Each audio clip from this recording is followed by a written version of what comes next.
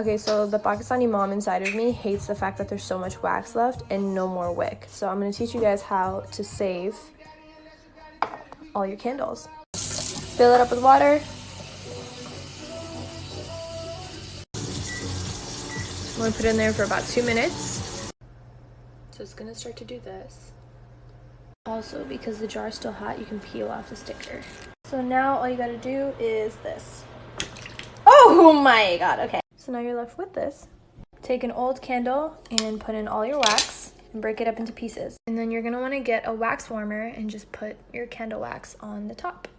There you go. And for the glass pieces, you can actually get rid of these on the bottom here and turn them into flower pots, or you can turn them into makeup brush holders. I don't know. Think of what you want. We're gonna get crafty again today. We're gonna do a DIY project with this. Okay, so I buy similarly scented candles, like basically other than fall and the holidays. I like mango, citrusy types of scents. So all of this wax right here is all like really similarly scented. Bought some wicks from Michael's and I still have old candle containers. So let's remake some candles and like not be wasteful. Okay, I hot glued gun wicks to the bottom of clean candle containers. Now we gotta melt all this.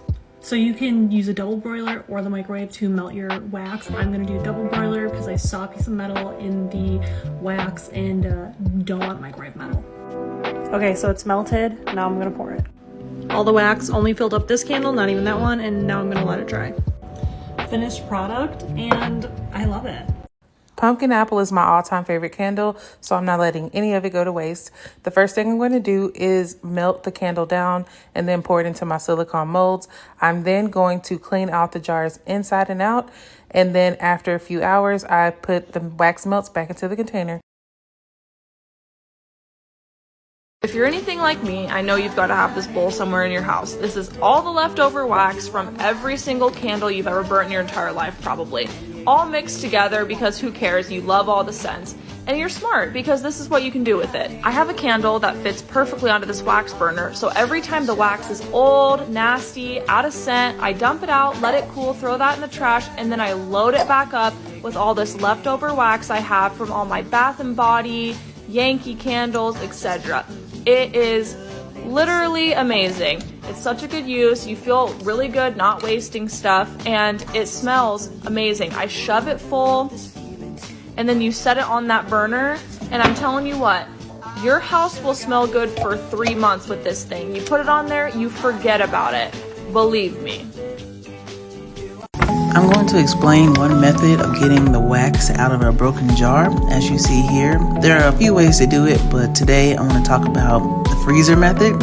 And all you do is take the candle and you put it in the freezer for about 30 minutes. It may be a little longer than that. You just have to figure that out for yourself. And you just take it back out.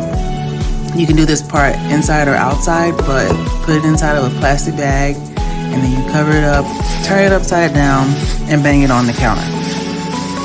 It may take a few bangs to get the wax to release from the bottom because it is glued in 3 parts to the bottom of the jar, but you should feel it pop out pretty easily, and the glass should slide right off. And then after you finish with that, you can just throw the glass away, and then you have this chunk of wax that you can either rejar or use and make into wax melts.